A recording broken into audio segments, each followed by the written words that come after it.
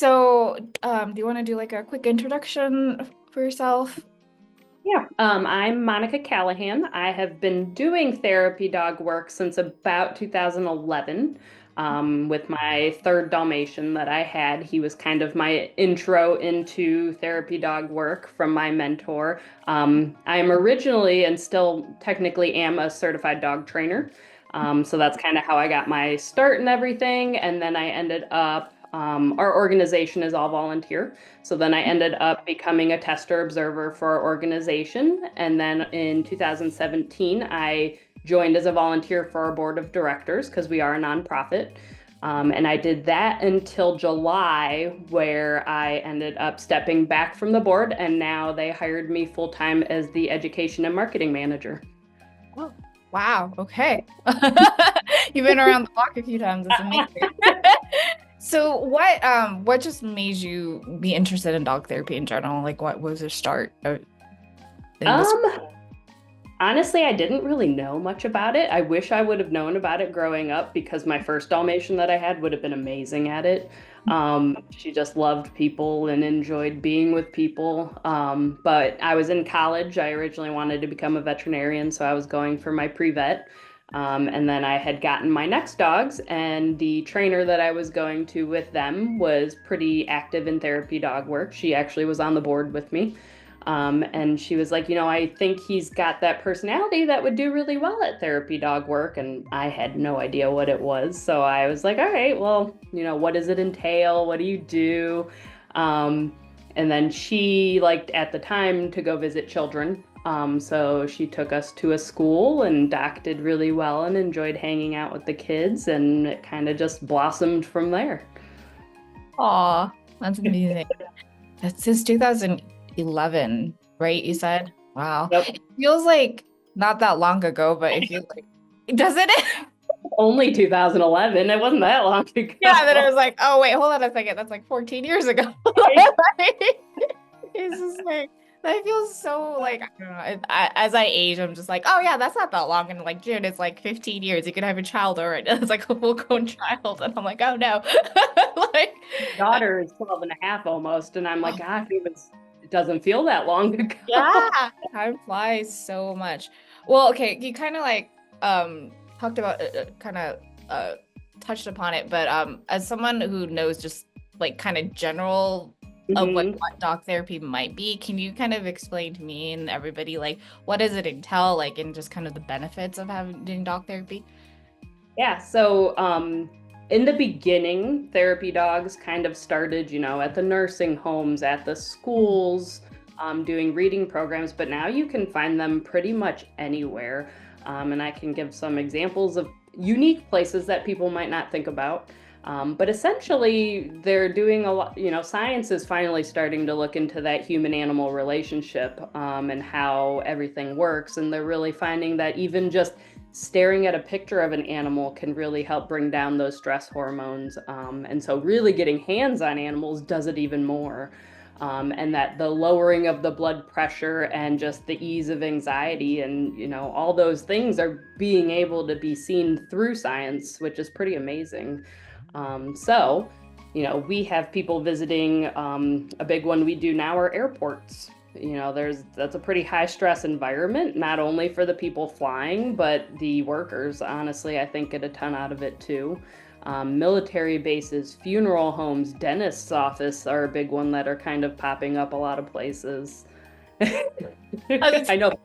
So I didn't want to interrupt, but like I get, oh God, I get such big anxiety at dentist office. I didn't even know they have. Oh my God, I need to find one that has one because Uh-huh. Yep, that's the they'll reason actually have why a I dog haven't. that lays on you. Oh my God, that would be. Oh, that's the reason, only reason why I haven't gone to the dentist because like when I think about it, my heart starts beating, and I'm like, oh no, I don't want to do it. But okay, that's good to know. They're bringing them into sports competitions. So the gymnastics team for the USA had a therapy dog that was traveling with them. And so we've done a lot of gymnastics competitions. The car company Volvo has a big competition where people from all over the United States come, and their school is kind of by where I live. And so it's a very prestigious, they get to go to Sweden or wherever they're from if they beat this competition. And so it's a pretty high stress environment. So they actually brought us in to help the contestants in between competitions. So, all those little places that we don't really think about that people end up getting kind of stressed at are great places that we can start kind of slipping in and inserting dogs or animals in general, honestly. Yeah. Wow, that's really, really unexpected. Like so many different places. Like, yeah, like I like that was like my first like kind of introduction to dog therapy was I've seen them interact with patients at hospitals and like Yep. old people's home and things like that. And I was just like, oh wow, that's so amazing. I didn't even think about it, even though I've been around animals most of my life, mostly cats. But yeah, I just was like, oh, that makes so much sense because nothing feels so much better when you get home and your animal is like, hi, like feed me, touch me, play with me, and I'll be like, okay, okay, hold on. Yeah. So like you've been into like it sounds like you've been into and like kind of involved in different situations with different organizations. Do you have any like memorable experiences or just something that like really touched you throughout your career? Honestly, I think a lot of the more touching ones have actually happened to me in the airport. And I think it's just the surprisingness of it because you always think about flying for good reasons, but we never really think that a lot of people are flying for, unfortunately, really sad reasons. At one point I had a woman, I tell this one often, but she was just crying, and I kind of caught her eye just because I was like, oh man, something's really wrong. And she kind of walked over and was like, hey, can I pet your dog? So she got down. My dog's name's Oreo that I had. And so she just cried and pet Oreo for a few minutes and then got up and said thank you and walked away.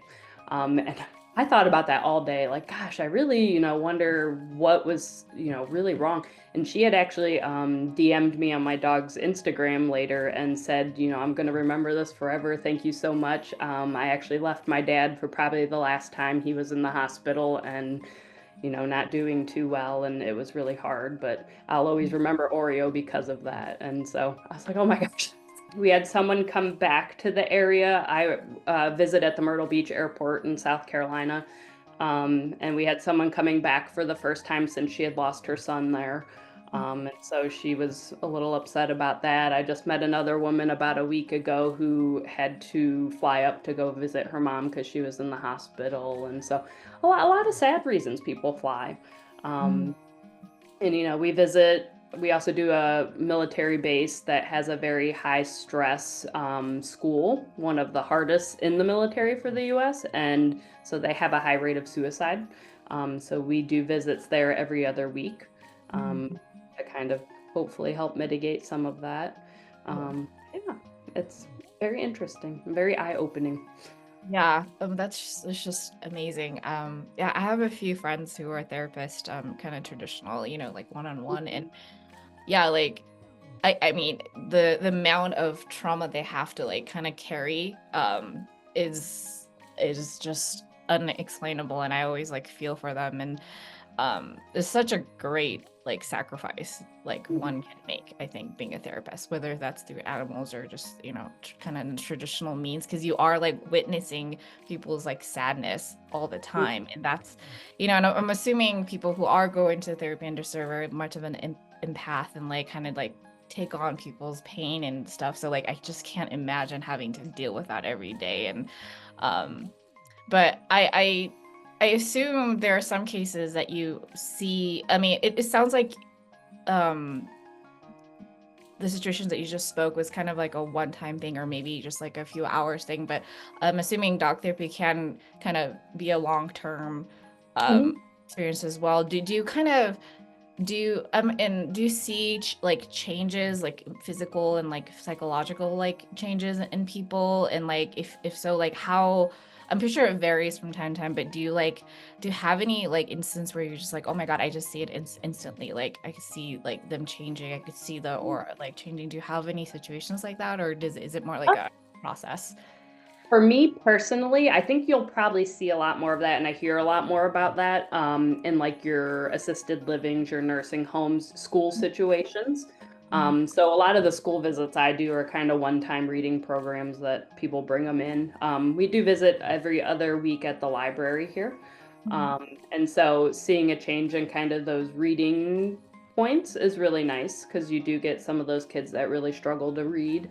And they find like in the second to third grade, it's really important to really try to kickstart those reading benefits to kids because that's when they start to kind of fall behind after that.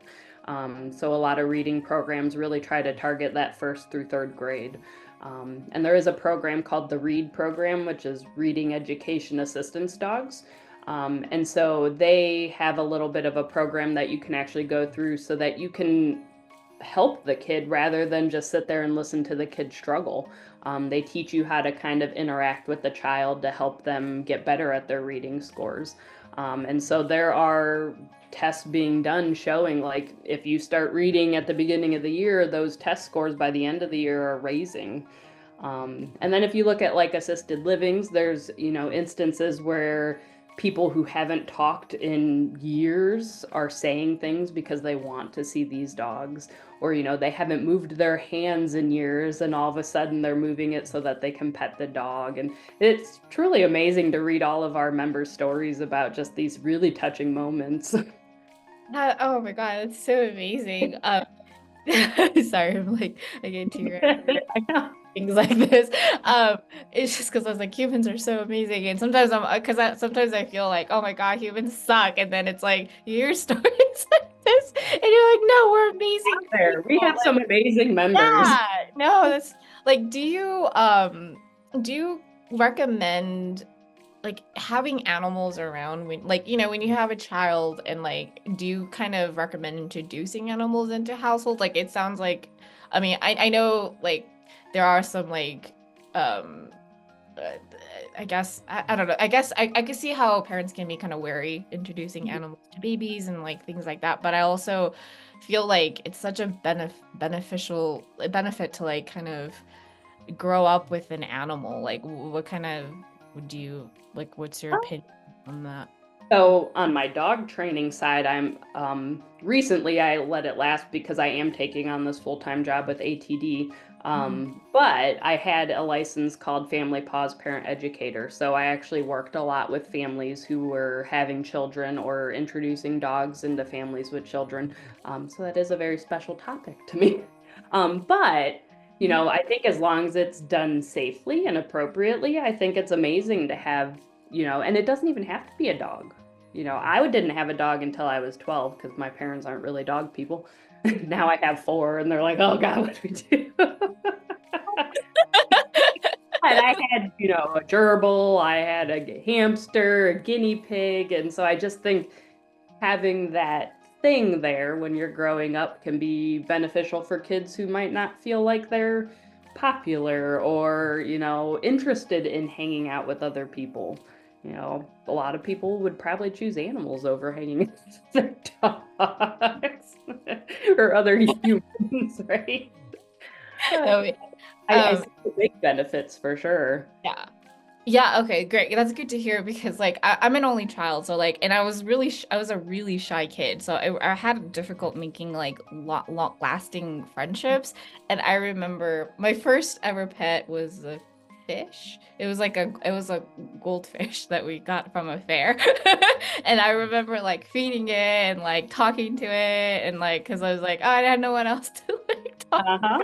and make friends with. And then we eventually got a mouse, and I So just loved it. And I don't know if I should just say that. I'm just saying that. But like so I was like so attached to it, right? Because I love mouse till this day. I think they're like an unsung like people always like, ew, a mouse. And I was like, no, they're amazing. They're so affectionate, right. like in personality, like and they should Yep. like they don't like live that long, so they like live through the most every day. And anyway, so I was like really attached to a mouse, and my friends came over and they wanted to play with the mouse, and I was like, no, he's mine. And so I like hid him in the closet, and I didn't realize I was suffocating him because Oh, I was a kid. And that was like my first like experience with death, because I was like everybody was gone, I took him out, and unfortunately he was like passed. And I was just like, oh my God. And my parents had to like explain, my poor parents. I was like, you can't do that. And then so I like learned a really valuable lesson about like life and like making sure like you don't put them in hazardous situations. And so Yeah, that's why I'm always like, Aw. yeah, I know it's like a funny kind of thing, but also like kind of sad at the same time. I just felt so bad. He was a white. I just No, I remember. used to have two rats. They were my favorite. They're so smart. Like, Yeah, and people really discount them, and I'm like, no, they're amazing. yeah.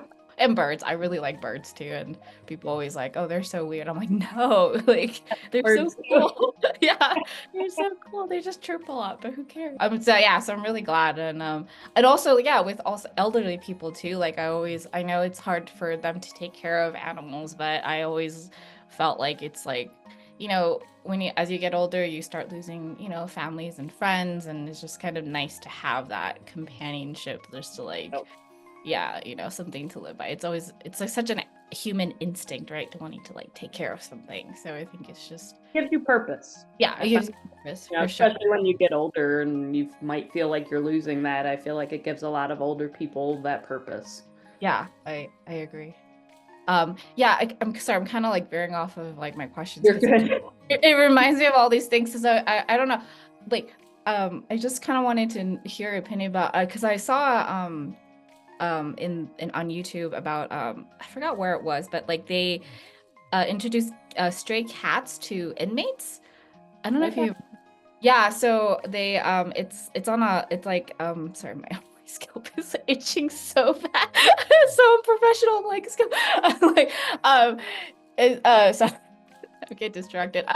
Yeah, so I I think it was somewhere in the States where if the inmates are like on good behavior, they like introduce like they get to time to like play with cats, and they get assigned to a stray cat, and they like take care of it, and it's actually like a great, it turned out to be a great like rehabilitation like for the inmates, because they're like, oh my God, I need to like protect this cat. So they're like on good behavior forever and ever and ever. And they like get to feed them and play with them and things like that. Like, so I just like was wondering like, what's your, I don't know, what's your take on it? Or like, I don't know, do like, does that make sense? Like you're like, of course it does. Sure. So I actually, outside of this as well, I also raised some dogs for an organization called Leader Dogs for the Blind. And so they raise dogs for blind people or hard, they can't see. Or they do hearing too. So they do hearing, but they actually utilize a lot of prisons for their prison programs to help train those dogs. So kind of the same idea. You're on good behavior, you get to hang out with this dog for a year and train it to hopefully go on and help somebody else. And so I think that definitely can help give them purpose. And oh, I better stay on my best behavior so I don't lose my buddy. And to know that you're helping someone is pretty awesome. But our executive director and one of our president of the board actually visit prisons and detention homes with their therapy dogs. So yeah. Wow.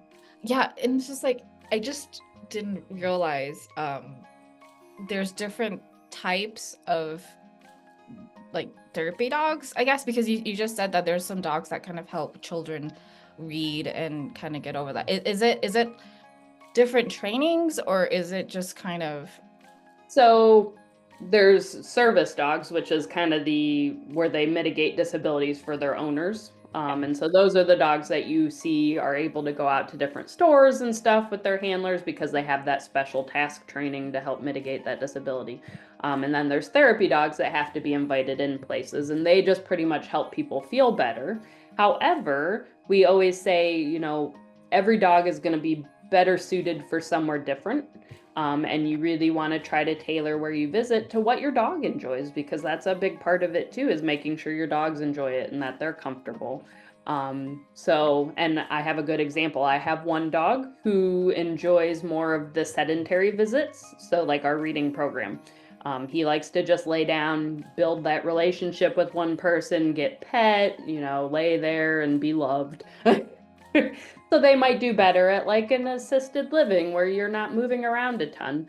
And then my Dalmatians, they enjoy moving. So they enjoy the airport, the colleges, getting to move and go up to different people and getting to say hi and then kind of moving on to that next person. So, it definitely varies. We also have dogs that do crisis response.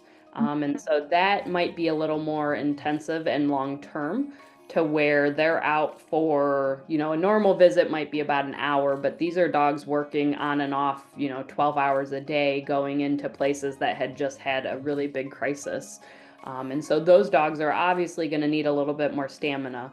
And generally you'll see a little bit more human training on that end because they're going to be dealing with those higher emotions and need to know how to deal with that appropriately. Yeah, oh, crisis dogs. Yeah, I always see them whenever on TVs, and even like with the fires in the LA, like I just see them like kind of hanging around like firefighters. And Yep. do you think dogs feel human like sadnesses and pain? Or do you think I think they can tell that we feel different. Yeah. And whether that makes them uncomfortable or not, and I think they can read that. I don't necessarily know if they know that it's sadness that we feel, but I think because we feel different, they might feel inclined to come a little closer and be a little more observant to you because you're just off. Something's different. Yeah, I could see that. God, dogs are just amazing. It's just like it's just like they're just happy to not make it because because if you put yourself in like you're as a human, right, when you see someone really sad, even if you're really like kind, and it's a lot, especially if they're going through grief, and it's just like you're just like I don't know what to say, but dogs are just like, nope, I'm just gonna go and make you happy because that's what I like to do, and that's just Me. yeah, it's like that's why people love just animals in general, because they're just here to like want to make you happy, and you don't really get to experience that through humans that often. So yeah, I'm totally like, yeah, I love dogs too. I never owned a dog before, unfortunately. Okay. I'm like hopefully eventually on the down the line, like I'm too busy to like take care of a dog right now, but Well, at least you know that. yeah. Is there like specific type of breeds of dogs that are more suitable for therapy, or maybe more personality wise? Is it based? Personality wise, more so. I think you'll see certain breeds that a lot of people will just tend to lean towards because they think they have a better chance of it, hopefully, because, we always say, or I always say, therapy dogs are both born and trained. You want that dog to have that innate, I just want to be with people, I enjoy people. But some of those behaviors are also trained, walking nicely on leash, not jumping, those kinds of things. So, I think it's more of an individual dog thing because we have different breeds all the way from the biggest to the smallest. Right now I'm testing a Pomeranian that weighs 3.5 pounds. She is the tiniest thing I've ever seen. I've never seen such a tiny dog thing. What do they do? Like, does he like get on the lap? Or like, I don't know. We're testing her in a hospital and she is just marching down the hallway. And she wears these little booties. So she Oh my It is the funniest thing ever. Oh god. I could just see like the little booty kind of they're like And we have Bernese Mountain Dogs, Irish Wolfhounds, giant bulldogs, Saint Bernard. So all these giant breeds too. So, it's really, I've seen pretty much any breed come in, every so often. There are ones I think that we have more of. But for the most part, it's kind of a know your dog, see how they grow up, see if they enjoy that interaction with people, and kind of go from there. How do you find these dogs? Do they come to you, or do you kind of seek them out? So our organization tests, and the big reason you want to become a certified therapy dog is because we provide liability insurance for your facility when you visit as a volunteer. So that's why a lot of places are starting to really crack down and require their therapy dogs to be tested with an organization like ours. We have over 19,000 members now in the US, Canada, and Puerto Rico.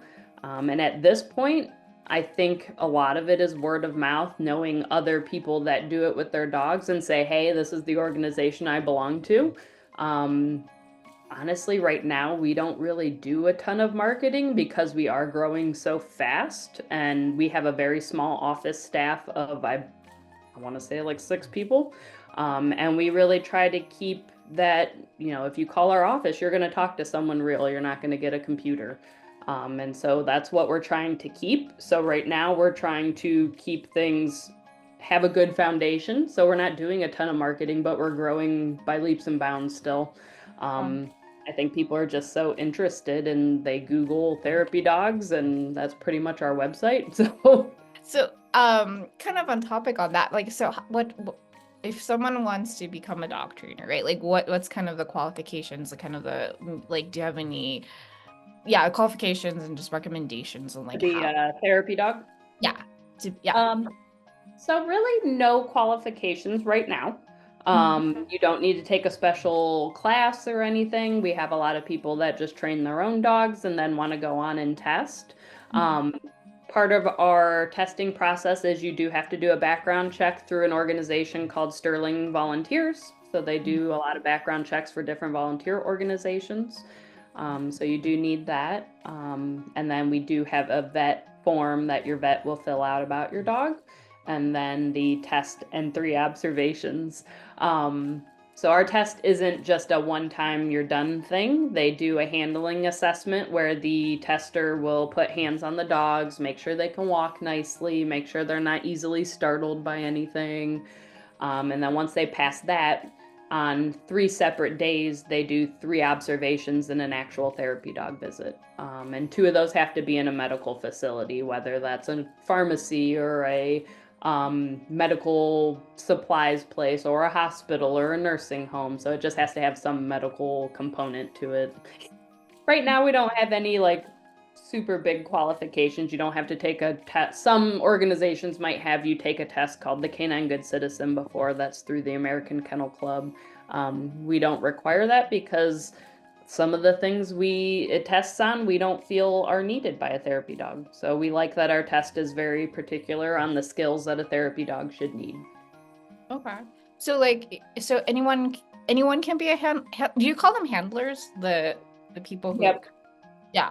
So so anyone can be one as long as, so is there like a specific test to become a handler? Or like, are you like, because there's any certifications and like specific related to dog therapy or animal therapy in general? No. So it's kind of like we came up with this test. Our insurance says, okay, if you hold people to that standard, we'll provide you that insurance. So it's always the people testing with that dog. It doesn't even have to be your own dog. It could be a dog that you have a very close relationship with. So sometimes if a dog trainer wants to do therapy dog work or become a tester observer for us, they have to have a working dog for 6 months with us before they can do that. So they might take a client that have a really close relationship with a training dog and do it with them, or, you know, the daughter doing it with her mom's dog or something. So we do allow junior handlers. So people from 12 to 17 can also do it. My daughter just became one when she turned 12. From 12 to, I think, 16, they have to visit with their parent and then a certified handler as well. And then between 16 and 18, then they could visit with just another handler. They don't need their parent there. Okay. Oh, wow. That's really cool. Like, I like the junior. Yeah, I saw it on your website that they were your junior handlers, and I was like, oh, that's such a great idea. Like, it's kind of the similar vein of like where like, you know, having kids and like growing up with animals, like like you just have like responsibility, and it kind of teaches like younger kids to take care of something. You know, it's like, And then it can count as your volunteer hours for school. So I would have loved to do that. yeah, I would have loved that. I had to. Well, it was all good stuff because I had to get trash out of the ocean and stuff. But you know, I like I would have loved to deal with animals. But so like,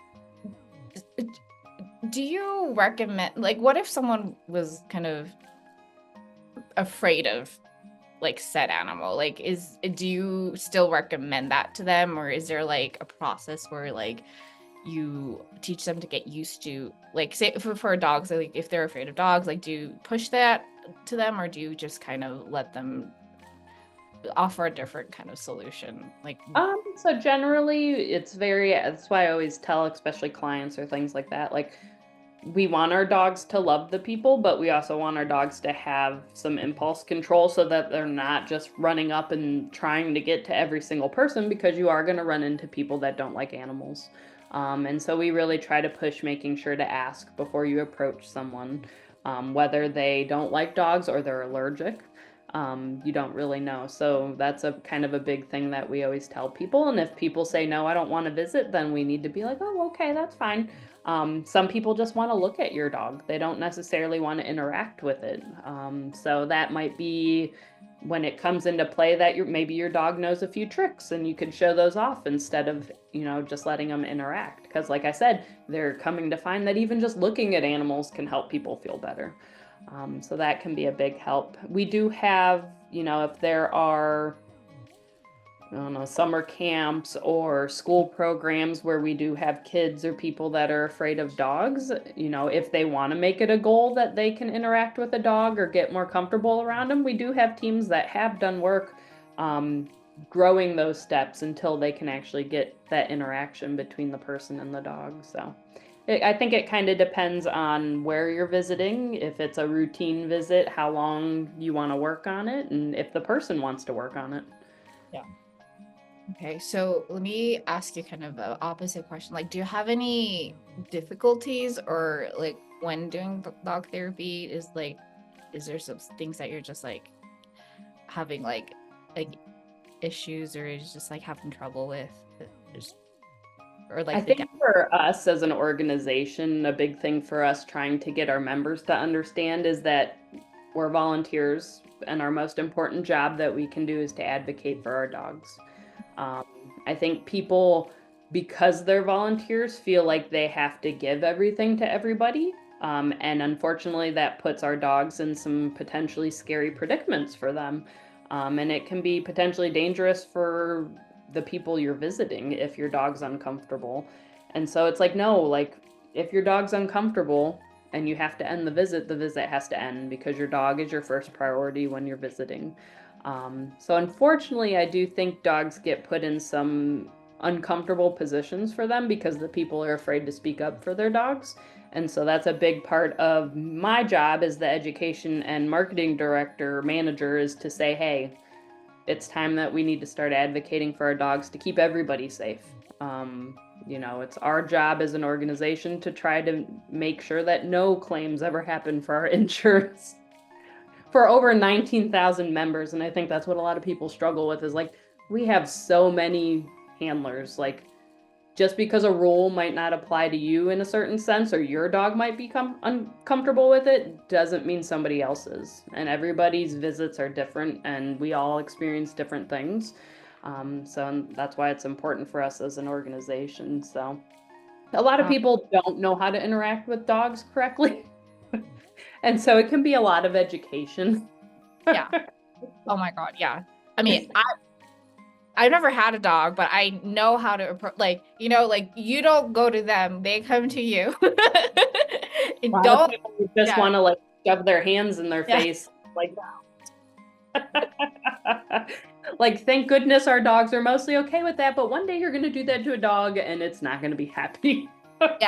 I'm very cautious of like just random dogs outside. I don't know what their temperament is, and I don't know if they like, maybe they don't like me, because I smell funky. Like, I don't know. Like, so I'm always like, can I pet it? Or like, I'm always very like cautious about that. But yeah, a lot of people just don't, to just kind of go for it. And I'm like, like if they bite you, it's not you that gets in trouble, it's the dog. So like, be mindful about that. Well, and one of our rules that a lot of people struggle with, and I will say even sometimes my own dog, are we don't allow facial kisses because everybody wants to put their face in the dog's face. And I'm like, why are you doing that to a dog you don't know? Like, that's a surefire way to get bit. Like, yeah. So that's one of our big rules that a lot of people struggle with. And I'm like, it's just really safety. Like, your dog might be okay with it, but one day your dog might just be a little off and not be okay with it. Yeah. Dogs are a living being. They have bad days and good days. You just kind of have to like respect that. Yeah. I think a lot of people kind of see dogs and cats like as toys maybe, or something like a plaything, and it's their play partner, but it's not like I said, like it's just they have moods, like they're gonna one day they're gonna be sad and in pain, and other days they're gonna be really happy, and so you're just gonna have to deal with it. Yeah, I think just being around so many different types of dogs just made me realize that because I have some friends that have very shy dogs, very so timid, and so I'm always like coaxing them with like treats, and I'm like, "Look." Yeah, I also don't like facial kisses. I have a few friends, dogs that like loves to like get into your face. I'm just like, no, no, no, no, no. I don't know if that husband. I'm good. Yeah, I could just kiss my cheek, but not my back. I don't know why they like to go to the mouth. That smell good, I guess, right? Oh, maybe. Yeah. Do you have any experiences with other animals at all, with like in terms of therapy? Or is it I don't think I personally do. I think I've known someone who visits with a mini horse. And I know someone that visits with a rabbit, or I've known of someone who visits with a rabbit. Our organization only certifies dogs. Yeah. But there are other organizations that do other animals. And so, I attended, there's a Rowan Pet Therapy Symposium that gets put on every year. So I attended this year. And it was based around a lot of, the main speaker was a therapist who did a lot of animal therapy. And he just had birds and horses and, all these different kinds of animals. And he equated himself to the ice cream shop. He said, everybody doesn't like the same flavor of ice cream, but I can guarantee you I have something that you'll love. And so not everybody finds joy in, furry animals. They might like the feathered, they might like the reptiles. And so, it's finding what people enjoy. Yeah. If you get to choose another animal to work with, do you have like one that you're kind of like, I kind of want to give this a try? I don't know. I like cats. I've never owned a cat. But seeing a lot more people nowadays are kind of getting out and about with their cats, I think is really cool. Yeah. Oh my God, I love that. Yeah, I know. I was like, because I just adopted this one like maybe not even a month ago, and I'm just like, do you want to go outside? Like, I'm like, I think you might want to. He's like timid, but also just super curious. So I'm always like, maybe I like put him in a little backpack and like go and see. Yeah, but That would be cool. yeah, cats are wonderful, but yeah, they're definitely more independent than dogs for sure. Yeah. But Like the rabbits, I just know you have to be really careful with their backs because they can break easily, unfortunately. But I love rabbits. I think they're so sweet. So I think a lot of people would enjoy visits with them. Yeah, I like that they're like warm more than I thought because they're so tiny. And I'm always like, I think it's for me, it's like the heartbeat and like the sounds that the animals make are really, really like it calms me down a lot. And someone who gets stressed out easily, like it just was like, because he's a cuddler. Oh, sorry, my cat's right there. But he like when I lay down, he likes to just like push his like back against my chest. And it calms me down so much. I'm always like, yeah, so that's how we sleep together. And it just made a world of difference. Like, just like a woman living by herself, it's kind of nice to just have that like security. So, I know you work with the Alliance of Therapy Dogs, and can you just like I was looking through your website and I was kind of reading through it, and I kind of get the gist of it, and I didn't even realize that there were like organizations like that, and just to kind of like do you kind of consider yourself as like a safety blanket for like the world of animal therapy, dog therapy, or like and also just kind of like, can you explain a little bit more about the organizations and how it kind of came about? Yeah, so our organization actually started in, so we're based out of Cheyenne, Wyoming. It started in a couple's living room in Cheyenne, Wyoming.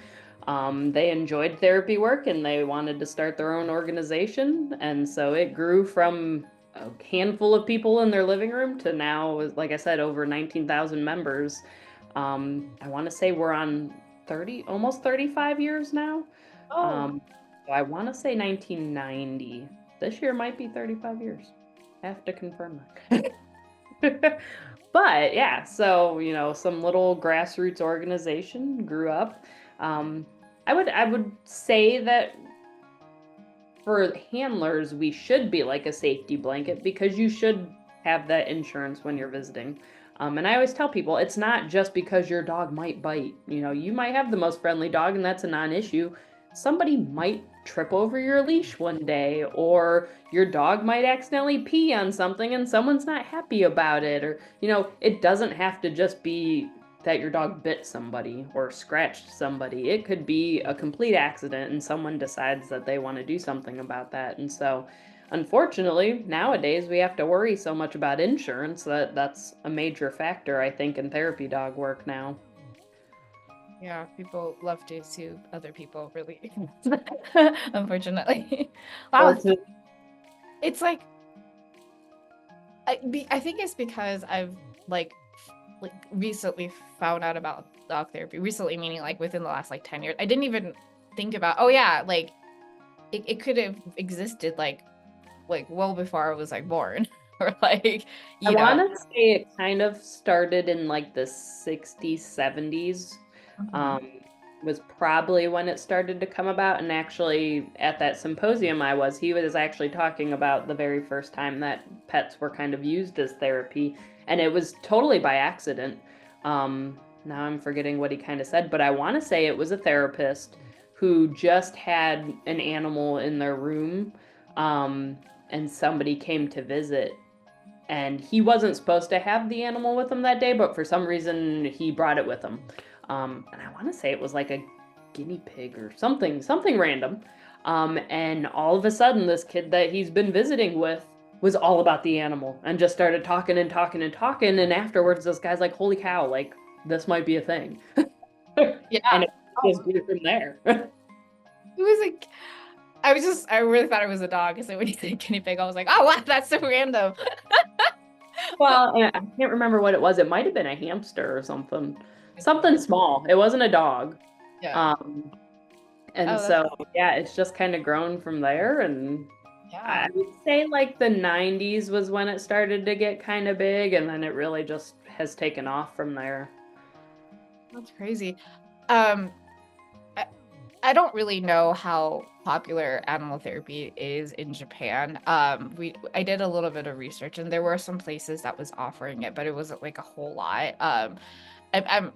Do you know like the animal therapy kind of climate outside of the US, not just in Japan, I but personally don't know too much. The only thing I would say is that the organization that I actually did my dog training in school through is called the Karen Pryor Academy.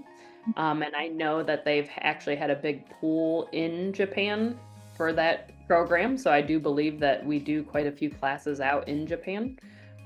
So I think just the whole culture of animals is really growing in Japan. And so it's been pretty cool to see.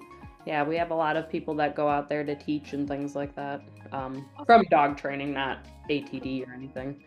Yeah. Oh, that's amazing. That's great.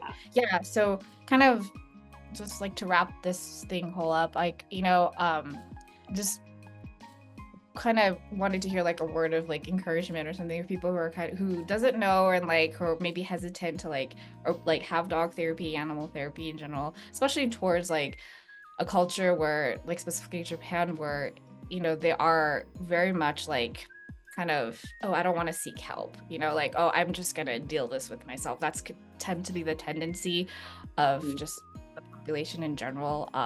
So yeah, if you can kind of speak to those people more like specifically, to just be like, hey, just give it a try, or like just the wonders of dog therapy, if you can kind of give that those words. Yeah, I think the nice thing about animal therapy is it could be as non-people-y as it needs to be. We have some visits where, like that woman that visited with my dog, didn't say a word to me, just hung out with the dog for a few minutes, looked up, said thank you, and then left. And so I think it can open up to a lot more people that are more closed off, because they don't have to focus on the fact that there's a person there too. If they want to, great, they can definitely do that, but it allows people to just process what they're going through on their terms without any input from people if that makes them uncomfortable. And so that can be really beneficial to really start breaking those kind of walls down. And if at that point then they want to seek more help, then hopefully those people can give them the things that they need to say, okay, we can go here to get more of that. Or say, hey, we can come with you if you both want to go. But that's more of the way they're being used in crisis response, is kind of just giving those people that initial quick action that they need to start feeling better, and then to hopefully gently lead them to people who can help more. And so I think it's a great kind of icebreaker for those situations where it might not seem normal. Yeah. That makes so much sense. Like, if you don't want to interact with humans, it's go to animals. And yeah, it's like a quiet type of like recovery, or just like a route to recovery. And yeah, that's just, yeah, I really like that a lot as someone who sometimes gets anxious around humans. It's really nice to just have that option. Yeah, so if one wants to kind of seek animal therapy, like I'm assuming it's kind of similar everywhere. Like, I'm sure there's organizations like yours kind of all around the world. Yeah. I would assume so. I know we're not we only have a handful of people in Canada, so they do have other organizations in Canada. I would assume in like Europe and stuff that they have other ones. I haven't really looked into it, but maybe I should. Yeah, worldwide. I think it would be kind of fun to see. Yeah. I'm kind of curious to see if different culture reacts differently to dog therapy, like, or maybe it's all the same, like it's kind of. I'm assuming they are, because some cultures don't really hold dogs to certain standards, but I'm wondering if maybe they have different animal therapy. Yeah. That'd be a curious thing to kind of look into. Yeah. Well, thank you so much for talking. Yeah, it makes my heart warm when people